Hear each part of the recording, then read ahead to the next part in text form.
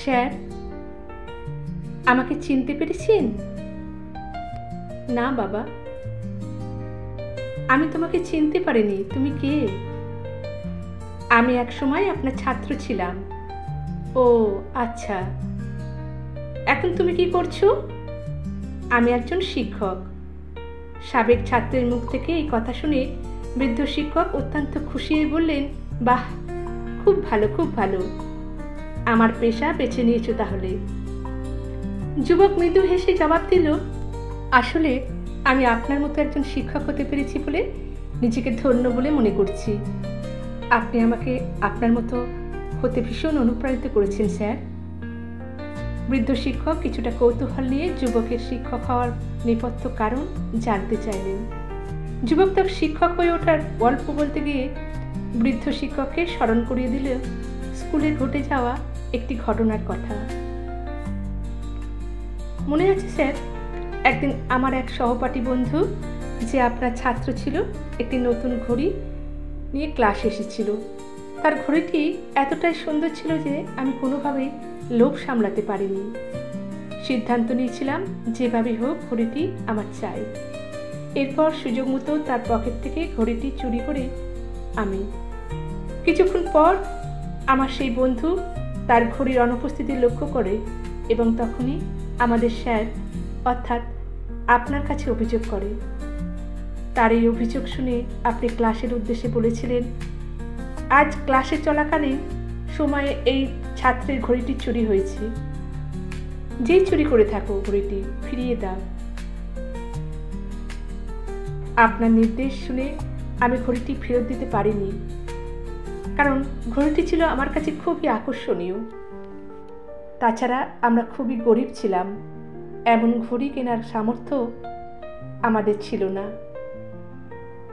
যাই হোক, সেদিন আপনি দরজা বন্ধ করে সবাইকে বেঞ্চ ছেড়ে উঠে দাঁড়িয়ে ক্লাসরুমের ফ্লোরের মধ্যে একটি গোলাকার বৃত্ত তৈরি করে বললেন এবং সবাইকে চোখ বন্ধ করার নির্দেশ দিলেন। অতঃপর ঘড়ি উদ্ধার না হওয়া পর্যন্ত আপনি পর্যায়ক্রমে আমাদের সবার পকেট এবং ব্যাগ খুঁজতে লাগলেন। আমরা সবাই আপনার নির্দেশ মতো নীরবে দাঁড়িয়ে রইলাম।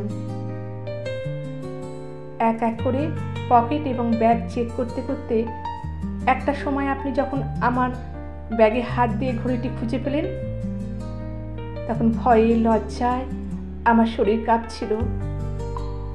কিন্তু সেই মুহূর্তে ঘড়িটি আমার কাছ থেকে উদ্ধার হবার পরও আপনি কিছু বলেননি এবং শেষ পর্যন্ত সব ছাত্রকেই চেক করেছিলেন।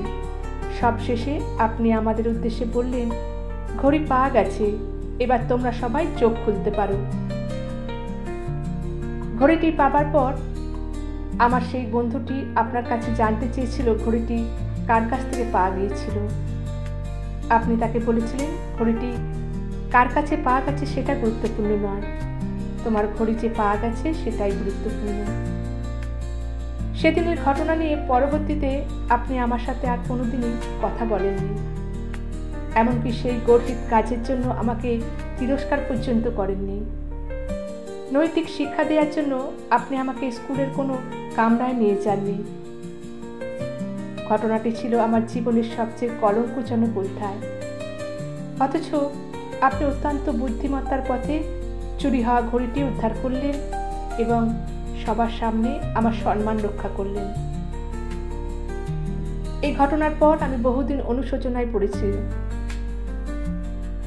ক্লাসে ঘটে যাওয়া ওই ঘটনা ওই দিনই শেষ হয়ে গেলেও এর রেশ কিন্তু রয়ে যায় আমার মনের মধ্যে।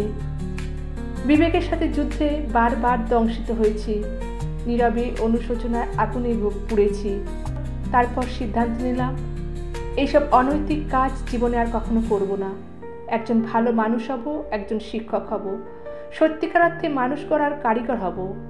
আপনার কাছ থেকে সেদিন আমি স্পষ্ট বার্তা পেয়েছিলাম একজন শিক্ষক কেমন হওয়া উচিত। অপমান ছাড়া মানুষকে সংশোধন করা যায় সেটি আপনার কাছ থেকে শিখেছি।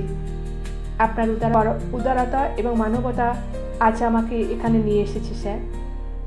সাবেক ছাত্রের কথাগুলো শুনতে শুনতে বৃদ্ধ শিক্ষকের চোখ অশ্রুসিক্ত হয়ে ওঠে। চোখের জল মুছতে মুছতে মৃদু হেসে শিক্ষক বললেন, ঘটনাটি আমার দিব্যি মনে আছে, কিন্তু আমি তোমাকে মনে রাখিনি, কারণ সেদিন শুধু তোমাদের নয়, আমারও চোখ বন্ধ ছিল।